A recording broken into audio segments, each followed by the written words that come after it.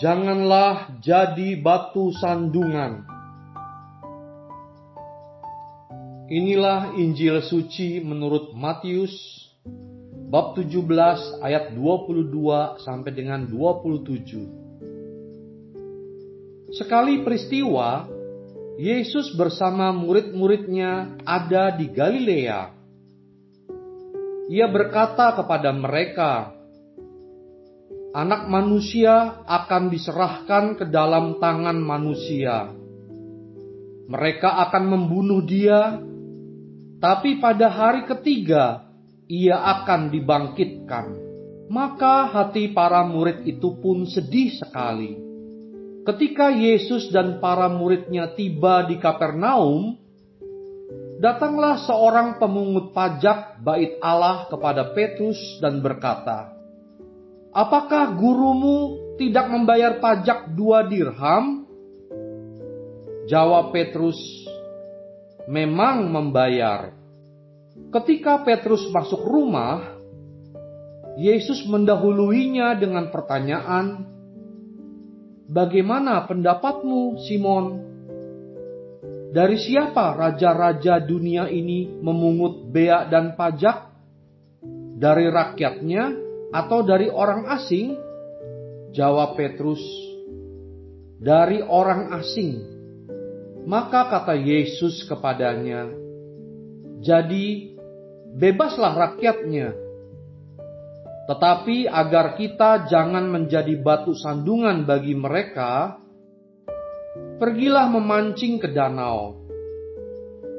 Dan ikan pertama yang kau pancing, tangkaplah dan bukalah mulutnya, maka engkau akan menemukan mata uang 4 dirham di dalamnya.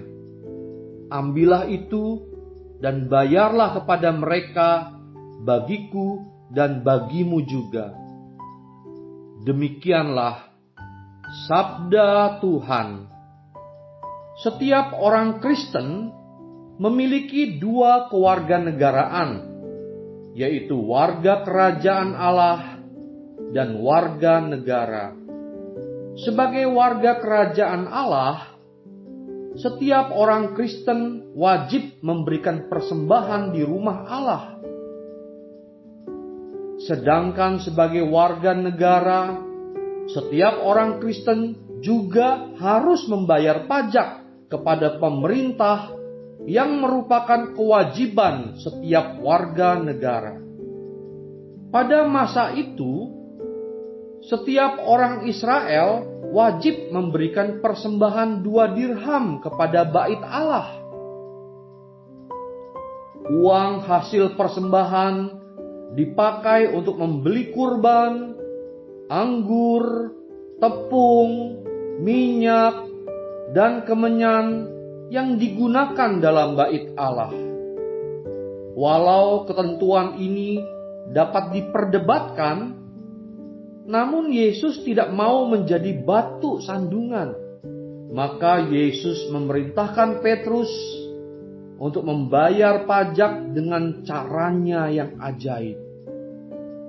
Yesus mengajarkan kepada kita untuk bersikap dengan tepat dan melarang umatnya melakukan tindakan tidak terpuji dalam hal membayar pajak, baik kepada Allah maupun kepada pemerintah. Bayarlah apa yang menjadi hak pemerintah, demikian pula penuhilah apa yang menjadi hak Allah. Orang Kristen harus menjadi teladan bagi orang lain agar nama Allah tidak ternodai. Masalah pajak memang selalu jadi pembicaraan yang hangat. Saya teringat ketika saya menerima uang pensiun dari kantor dan telah dipotong pajak. Kegirangan berubah menjadi kesedihan ketika melihat nilai potongannya yang cukup besar. Padahal ini adalah uang yang seharusnya jadi tabungan buat hari tua saya. Semula saya berusaha cari tahu untuk bisa menghindari pemotongan ini karena merasa diperlakukan tidak adil. Firman ini telah menegur sekaligus mengingatkan agar saya mengikuti peraturan pemerintah untuk membayar pajak yang ditetapkan atas penghasilan yang diperoleh setiap warga negara.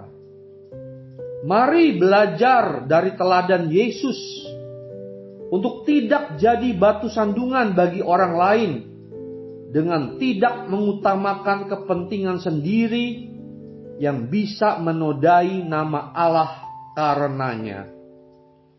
Marilah berdoa.